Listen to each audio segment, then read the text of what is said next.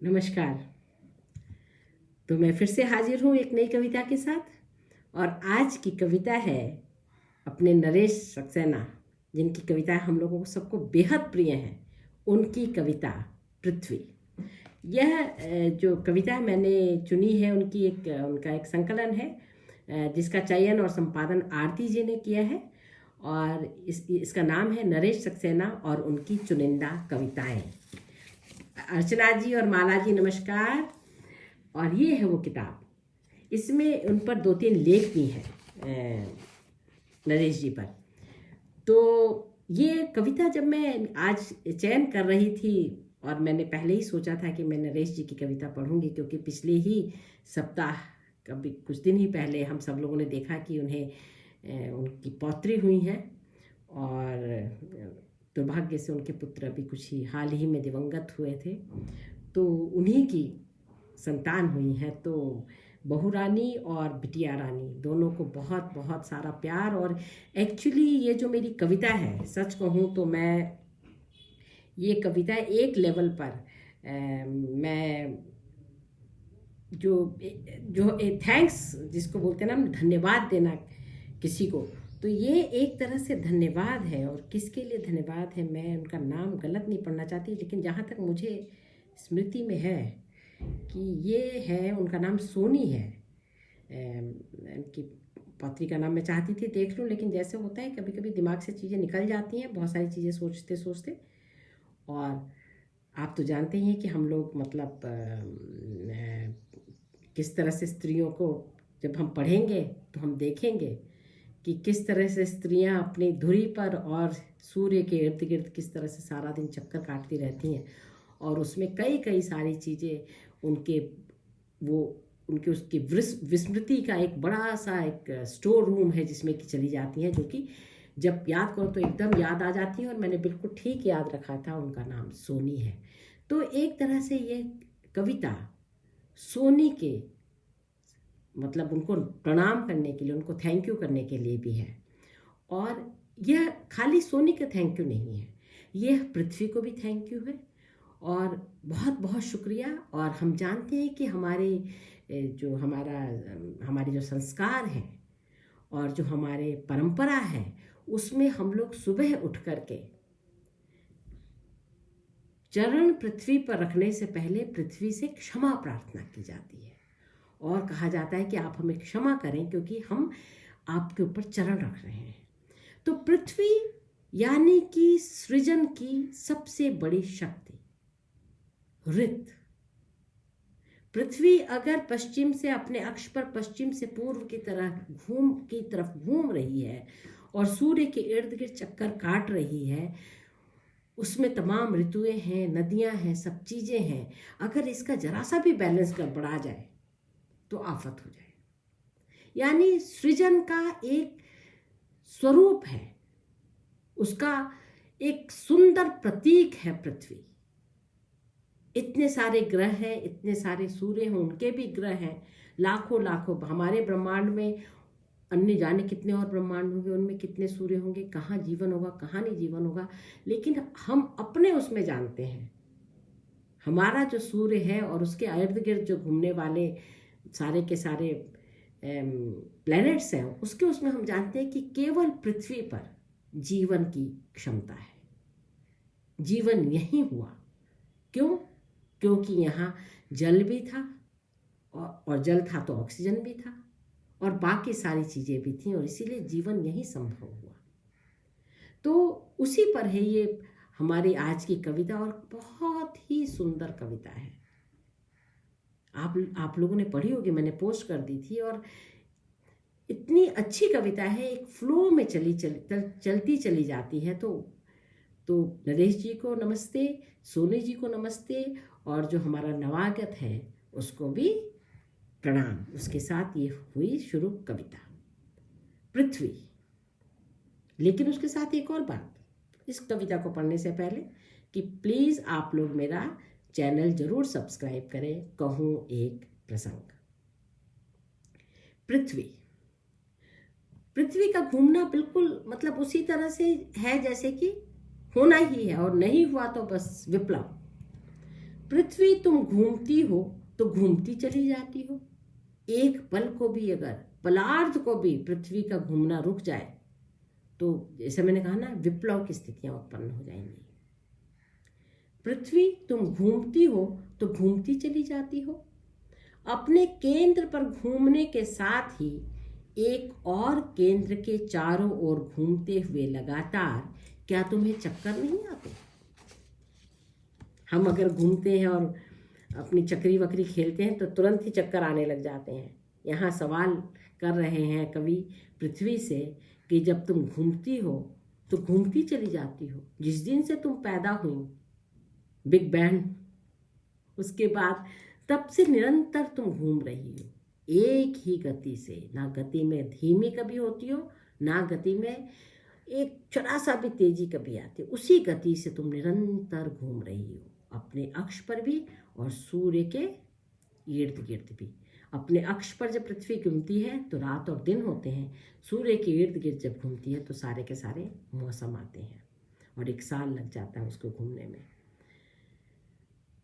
अपने केंद्र पर घूमने के साथ ही एक और केंद्र के चारों ओर, अपना केंद्र अपनी धुरी, और एक और केंद्र सूर्य के चारों ओर घूमते हुए लगातार, क्या तुम्हें चक्कर नहीं आते? यहां देखिए, घूमती हो तो घूमती जाती हो नहीं, चली जाती हो। चलने का, निरंतर चलने का भाव, चरैवती, चलना ही जीवन है। और पृथ्वी का चलना है, निरंतर चले चले जाना, घूमने के साथ ही चली जाती हो। ये निरंतरता देखने योग्य है, समझने योग्य है। जब तक जीवन तब तक निरंतर है, तब तक चलना। अपने आधे हिस्से में अंधेरा और आधे में उजाला लिए रात को दिन और दिन को रात करते कभी कभी कांपती हो।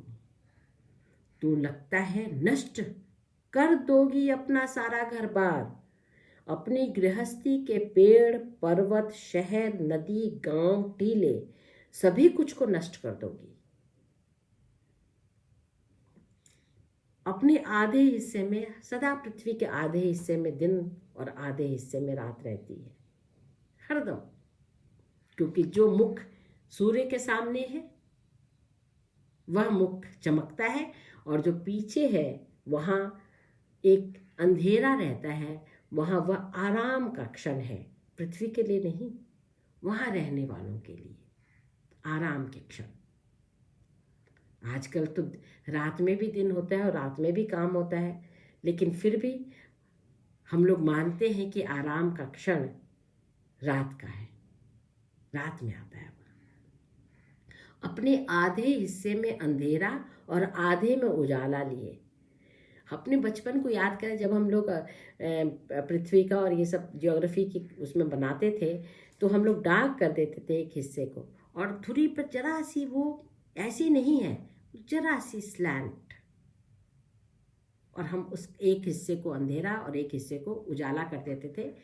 और ख़ास तौर से जब हम सारे ग्रहों के साथ सूर्य को बनाते थे या सूर्य का चक्कर लगाते हुए पृथ्वी और मौसम बनाते थे अनेक पृथ्वियाँ बनाते थे हम लोग, और बताते थे कि इस समय यहाँ गर्मी है, इस समय यहाँ सर्दी है, इस समय यहाँ फलाना मौसम है, उस समय यहाँ ठिकाना मौसम है। उसी तरह से जैसे कि अभी जब बीतती हुई सर्दियाँ हैं हमारे इधर जा रही हैं, हेमंत है, तब ऑस्ट्रेलिया में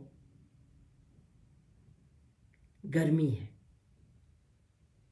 वहाँ पर इस समय गर्मी है। जनवरी अक्टूबर के बाद ही पतझड़ और उसके बाद गर्मियाँ शुरू हो जाती हैं, तो इस समय गर्मियाँ हैं।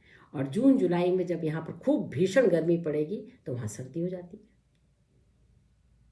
क्योंकि तब पृथ्वी का जो दूरी और पृथ्वी किस तरफ, सूर्य के कौन सा हिस्सा उसका कहाँ पड़ रहा है, इस पर सारा मौसम निर्भर करता है।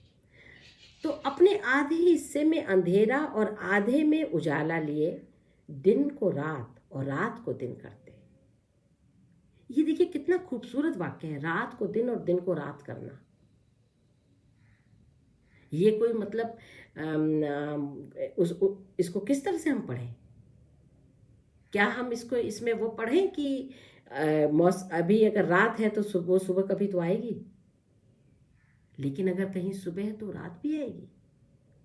ये तो सोचते ही उदासी हो जाती है कि कहीं पर खुशहाली है तो वहां रात हो जाएगी। ना ना ना, ऐसे नहीं पढ़ेंगे। मैं नहीं पढ़ सकती इसको ऐसे। सुबह आएगी, जहां पर दिन में भी अंधेरा रहता वहां भी सुबह आएगी, खुशहाली आएगी। अपने आधे हिस्से में अंधेरा और आधे में उजाला लिए रात को दिन और दिन को रात करते, कभी कभी कांपती हो तो लगता है नष्ट। आप लोग देखेंगे जो मैंने कविता लिखी है उसमें देखिएगा कि नष्ट के बाद फिर अगले वाक्य में आता है, कर दोगी अपना सारा घर बार। जब मैं इसको पहली बार पढ़ रही थी, मतलब यहाँ पढ़ने के लिए, कल रात को मैंने इसको ऐसे पढ़ा था, तो मैंने नष्ट कर दोगी इकट्ठे लिख दिया था जब मैंने टाइप किया। फिर मुझे लगा कि नहीं, कहीं गलती हुई है, मैंने नष्ट अलग पढ़ा था, कर दोगी अलग पढ़ा था।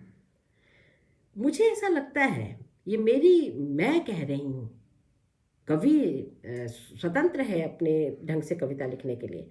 अगर मैंने इस पंक्ति को लिखा होता या टाइप सेटिंग की होती तो मैं लिखती, तो लगता है नष्ट कर दोगी, फिर अगले उसमें आता अपना सारा घर बार।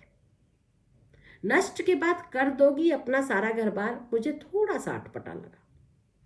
मुझे लगा कि टाइप सेटिंग या वाक्य का जो हम लिखते हैं कविता जिस तरह से, उसमें यहाँ कहीं एक छोटी सी फांक है मेरे दृष्टि में। हो सकता है कभी की दृष्टि अलग हो सकता है आप पढ़ें तो आपकी दृष्टि अलग हो।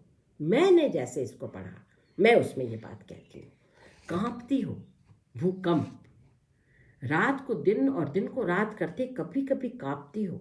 बाप रे बाप, इन दिनों तो लगातार छोटे छोटे भूकंप हम देख रहे हैं। दिल्ली सिस्मिक जोन में है, जहाँ पर ज़्यादा भूकंप की संभावना है। और हम जैसे अपने सबसे नए वाले पर्वत श्रृंखला हिमालय को जिस तरह से नष्ट कर रहे हैं इस समय, वहाँ तोड़ फोड़ आदि जिस तरह से कर रहे हैं, और जिस तरह से हम लोग अपनी पृथ्वी का दोहन कर रहे हैं, जिस तरह से तरह तरह की चीज़ें हम समुद्र में उसका परीक्षण कर रहे हैं, पृथ्वी की अतल गहराइयों में उसका परीक्षण कर रहे हैं, आसमान में जिसका परीक्षण कर रहे हैं, उससे तो इन सब चीज़ों की परेशानियां बढ़ ही जाती हैं।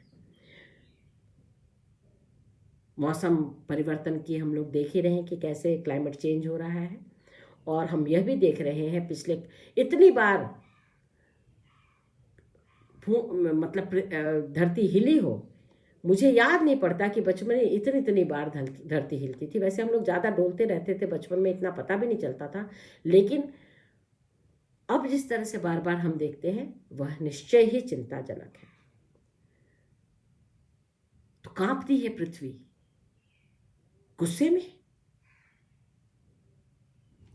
या सिर्फ ये कहेंगे कि उसके प्लेट्स नीचे से उसके वो इधर उधर हो रहे हैं और इसीलिए, और उसी के चलते अब हम जैसे हम आज अपने महाद्वीपों उपमहाद्वीपों को देखते हैं वैसा, वो तो बहुत ही भयानक था।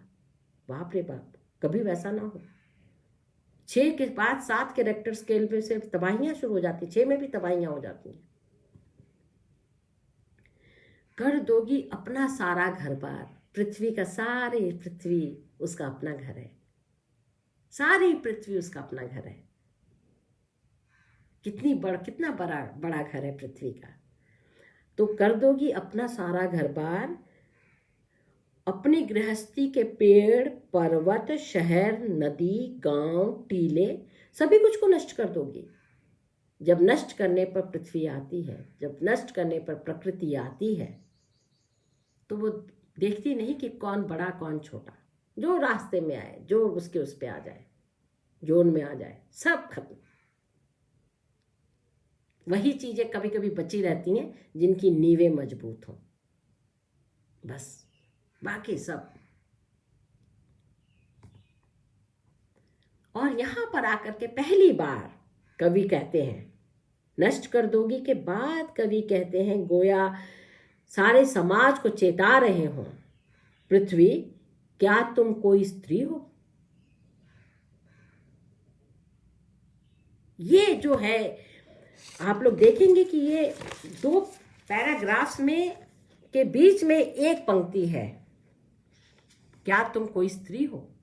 ये बहुत महत्वपूर्ण, बेहद महत्वपूर्ण कविता में इसको हम कहेंगे कि एक तरह से ये एक स्टेटमेंट ऐसा है जहां पर एक जो मूल सृजनकारी शक्ति स्त्री, मादा, मूल सृजन यहीं से शुरू होता है। मूल मौलिक रूप से सृजन करने वाले हैं ये। बाकी सारे सृजन इसके बाद होते हैं, वो हम सीखते हैं, कपड़ा बुनना सीखते हैं, लेकिन संतान को उत्पन्न करना एक मौलिक सृजन है। बीज का गिर करके पेड़ उग जाना मौलिक सृजन है। ये मूल सृजन यहां पर जैसे पृथ्वी एक मौलिक सृजक है, उस तरह से कवि हमें याद दिलाते हैं, पृथ्वी क्या तुम कोई स्त्री हो। Very important statement. और हमने जो पहली सारी कविताएं पढ़ी उसको अगर हम फिर से एक बारी पढ़ें और उसको पृथ्वी की बजाय स्त्री का चेहरा देखते हुए पढ़ें तो उसको जरा सुनिए। पृथ्वी तुम घूमती हो, निरंतर औरत घूमती रहती है, डुक डुक डुक डुक चलती रहती है लड़की। पृथ्वी तुम घूमती हो तो घूमती चली जाती हो अपने केंद्र पर घूमने के साथ ही एक और केंद्र के चारों ओर घूमते हुए लगातार। क्या तुम्हें चक्कर नहीं आते अपने लिए और अपने पूरे परिवार, अपने पूरे उसके ऊपर बृहत्तर परिवार, समाज भी। अब तो स्त्रियां बहुत काम भी बाहर भी काम कर रही हैं, और पहले बाहर काम हम लोग अब आज जब बोलते हैं कि औरतें बाहर काम कर रही हैं तो हम वो चीज़ भूल जाते हैं और निरंतर भूलते चले जाते हैं कि किसानी में, बागवानी में और अन्य सब कामों में स्त्रियों ने बराबरी से शुरू से, जब से हमारी सभ्यता हुई है तब से उन्होंने काम किया है। और आज जब बोलते हैं कि आज औरत निकल रही है तो हम सिर्फ और सिर्फ उन कामों को कहते हैं जो अब तक वो नहीं करती थी, जैसे दफ्तर के काम। पढ़ाने का काम भी बहुत पहले से जारी था, हम इसको अपने लोक कथाओं से भी जानते हैं। शास्त्रार्थ में मंडन मिश्र के साथ ने जब शंकराचार्य के साथ किया तो मंडन मिश्र की पत्नी ने भी शास्त्रार्थ किया था।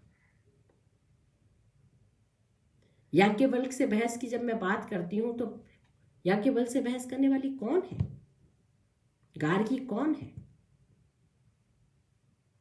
कृषि और बौद्धिक दोनों क्षेत्रों में काम करते हैं, लेकिन इस समय जो जितने नंबर, जितना उनका हम लोगों के जिस नंबर से में हम लोग काम करें, जितने अधिक स्त्रियां काम कर रही हैं और तरह तरह के काम कर रही हैं, इसीलिए ऐसा लगता है जैसे कि पहली बार औरतें बाहर निकली हैं, क्योंकि पहली बार नोट किया जा रहा है कि वो बाहर निकल रही हैं और परसेंटेज किया जा रहा है कि इतनी औरतें शिक्षा में के क्षेत्र में, इतनी औरतें सरकारी में हैं, इतनी औरतें अर्ध सरकारी या गैर सरकारी में।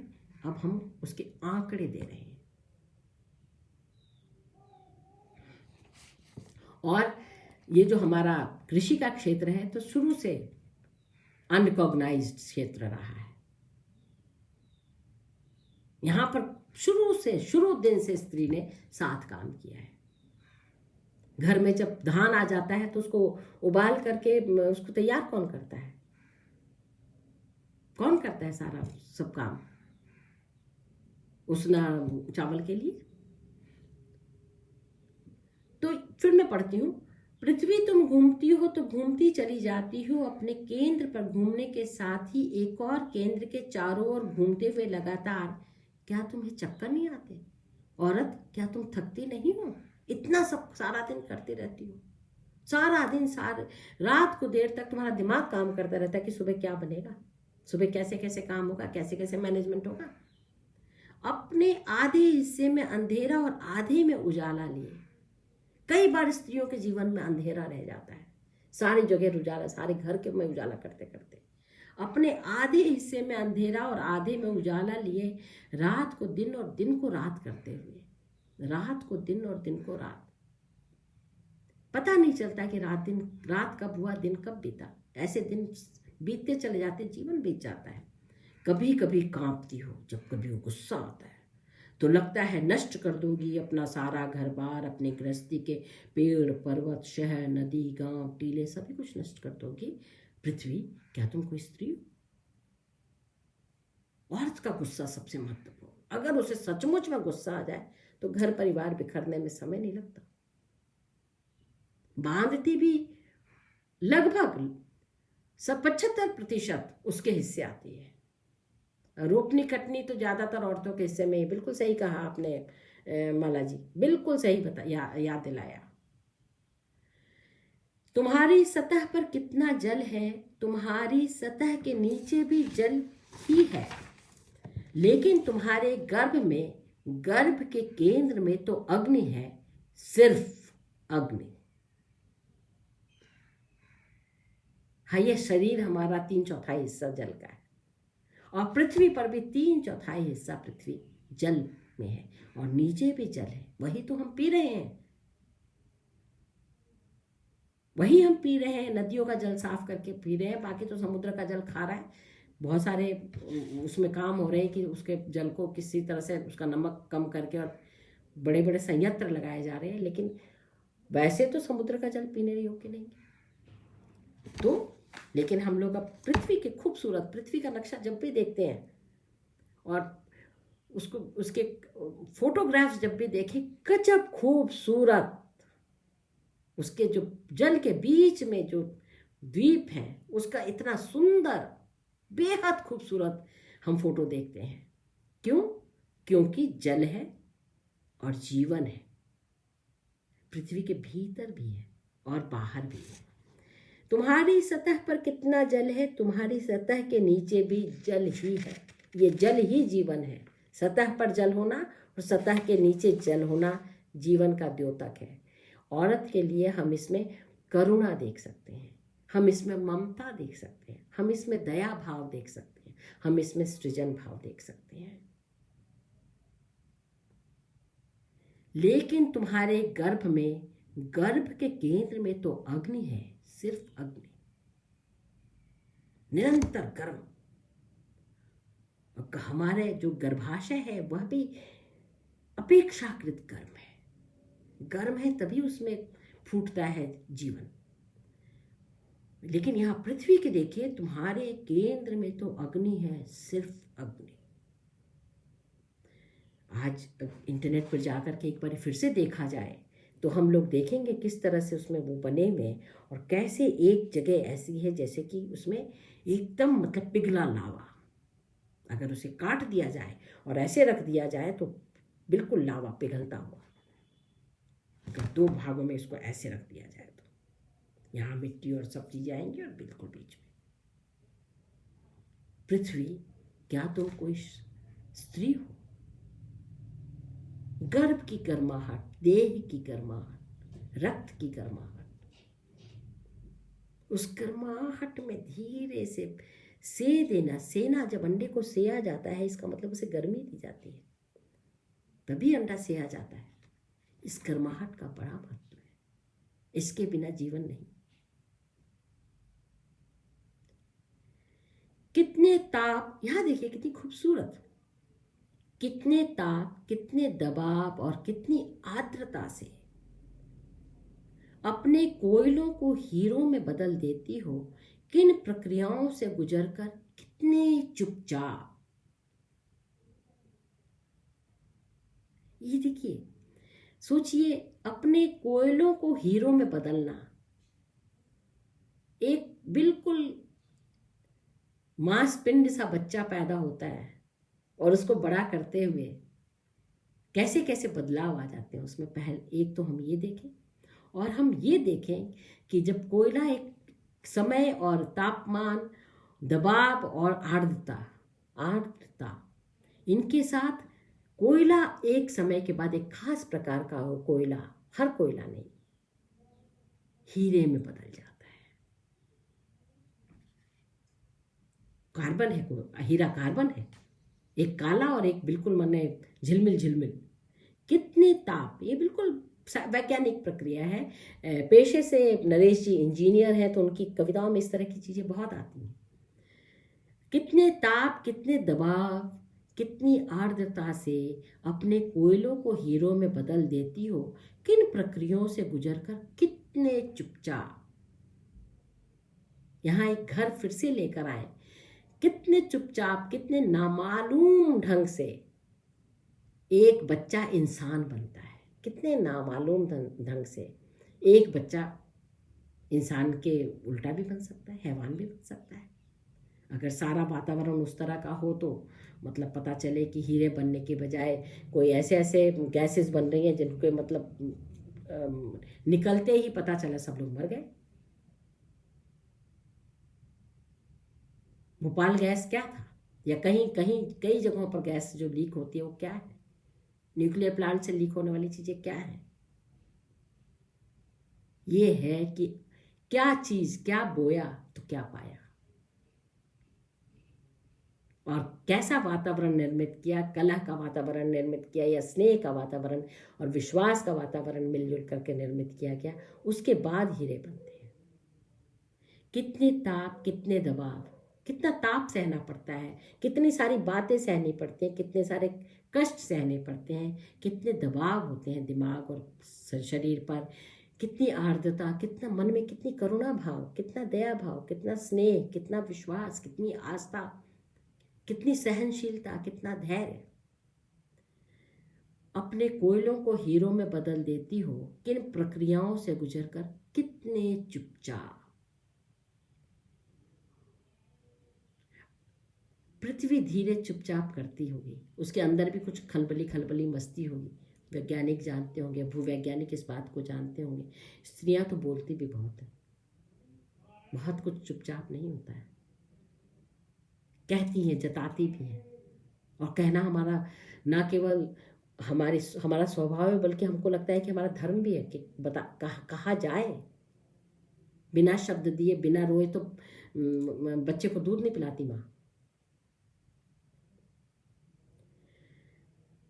रत्नों से ज्यादा रत्नों के रहस्यों से भरा है तुम्हारा हृदय। ये जो वाक्य है ये शुद्ध सुंदर कविता के क्षण ये हैं, रत्नों से ज्यादा रत्नों के रहस्यों से भरा है तुम्हारा हृदय। ये बहुत महत्वपूर्ण चीज है कि आगे क्या, किसी का चरित्र कैसे बदलेगा, किसी का स्वभाव कैसे बदल जाएगा, वो क्या करना, कितनी मतलब रहस्य, यानी आप बता नहीं सकते। मनुष्य का मन रहस्यों से भरा हुआ है, आप नहीं जानते कि वो कैसे एक्ट करेगा। कई बार हम सोचते हैं कि वो ऐसे एक्ट करेगा, और हो सकता है कि एक पल में उसकी कोई मतलब उसके अंदर कोई ऐसा परिवर्तन आ जाए कि वो ऐसे नहीं वैसे एक्ट करे। इसलिए मानव मन रहस्यों से भरा हुआ है, नहीं मालूम, कई बार नहीं पता चलता कि जो हमें इतना सता रहा है, जो हमें इतना मारता है, उसको हम उसकी पूजा कैसे करेंगे। क्या चीज है जो कि हमें नहीं कहते, हम उसका हाथ पकड़ने नहीं देते। सिर्फ संस्कार या कोई और चीज, क्या लोभ या कोई आशा, कोई सपना, कोई आकांक्षा। सोचिए कि गुरु मतलब पिता ने मारा बच्चे को, और पिता बहुत मारता है बच्चे को। क्या चीज है जो बच्चे का उसका हाथ नहीं पकड़ने देती, कि उसका हाथ थाम ले कि तुम मत मारो। एक उम्र के बाद थाम भी लेते हैं, एक में तो, पहले उम्र में तो नहीं, पहले तो बहुत बड़ा है, भय है या कुछ भी है, सम्मान है या क्या है। लेकिन कई बारी वो चीजें होती हैं कि पत्नी पति के मार सहती रहती है और हाथ नहीं पकड़ती, कभी पलट के जवाब नहीं देती। वो खाली संस्कार का बोझ होता है, खाली संस्कार है वो कि ये मेरा परमेश्वर है, या उसके आगे पीछे और भी कई सारी चीजें, या यह है कि उसको पीड़ा पाने में सुख है, पति को पीड़ा देने में और पत्नी को पीड़ा पाने में कोई सुख है, कोई साइकोलॉजिकल कोई प्रॉब्लम है। ये भी हो सकता है। कई बार पूरा समाज साइकोलॉजिकल प्रॉब्लम से गुजरता है। तो रत्नों से ज्यादा रत्नों के रहस्यों से भरा है तुम्हारा हृदय। पृथ्वी में हम तरह तरह के रत्न पाते हैं, और उतने ही कई जाने अनजाने रत्नों को पा लेंगे। हो सकता है 10 वर्ष बाद, हो सकता है 1000 वर्ष बाद, हो सकता है 1 लाख वर्ष बाद कोई और ही नई चीज निकल आए पृथ्वी के उसमें से। पृथ्वी के सीने में से कुछ और निकल जाए? कौन जानता है? पृथ्वी, क्या तुम कोई स्त्री हो? तुम घूमती हो तो घूमती चली जाती हो। घूमती चली, चलने में फिर से वो चलने का भाव, निरंतरता का, जीवन का भाव। चलना माने जीवन। तो घूमती चली जाती हो। बहुत ही सुंदर कविता है ये, और रत्नों से ज्यादा रत्नों के रहस्यों से भरा है तुम्हारा हृदय। मनुष्य कब, कैसे, कहाँ, किस पल कैसे बदल जाए, कोई नहीं जानता। मैं यहाँ औरत के बारे में नहीं बोल रही, तिरिया चरित्रम के बारे में नहीं बोलती ना, बिल्कुल नहीं। क्योंकि तिरिया चरित्र वाली जो बात है उसमें एक तरह से हम लोगों को वो डिग्रेड करने वाली बात है। मैं बोलती हूँ मनुष्य का हृदय ऐसा है। और जब हम पृथ्वी की बात करेंगे, और पृथ्वी को ज़्यादातर हम लोग स्त्रियों के बारे में बात करते हैं, क्यों ना हम इस पल, मुझे अभी मेरे मन में आया और मैं आप लोगों से ये बात शेयर करना चाहती हूँ कि हम एक अर्धनारीश्वर की कल्पना करें। क्योंकि अर्धनारीश्वर पुरुष और स्त्री के साथ होने से ही सारी सृजन है। पृथ्वी एक हो, लेकिन मुझे कभी कभी लगता है, अब कभी कभी नहीं, इस पल पढ़ते हुए आप लोगों के साथ जब मैं कल पढ़ रही थी तब ये बात मेरे जहन में बिल्कुल भी नहीं आई थी, लेकिन अर्धनारीश्वर की कल्पना भी तो ऐसी ही आई होगी ना। तो ये है आज की कविता, पृथ्वी घूमती हो। इसको हम अंग्रेजी में पढ़ेंगे तो उसमें कोई भी लिंग भेद नहीं होगा। अर्थ रोटेट्स, कोई लिंग नहीं, वो घूमता भी है, घूमती भी है, घूमत भी है, क्या कुछ भी कहें। तो क्यों ना हम उस तरह से इस कविता को एक बार पढ़ें और जानें। इस सुंदर कविता को रचने के लिए नरेश जी को बहुत बहुत शुक्रिया, और आप लोग साथ रहे, इसका आप लोगों का भी बहुत धन्यवाद। नमस्कार, और फिर कल सुनाऊंगी एक कहानी। नमस्कार।